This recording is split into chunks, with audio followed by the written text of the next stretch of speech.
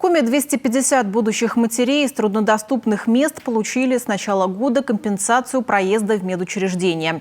Эта мера поддержки предусмотрена национальным проектом «Демография». В перечень труднодоступных местностей входят Вуктыл, Ижемский, Уссцилимский, Ударский и Троицко-Печорский районы Коми и еще 139 населенных пунктов в 13 муниципалитетах.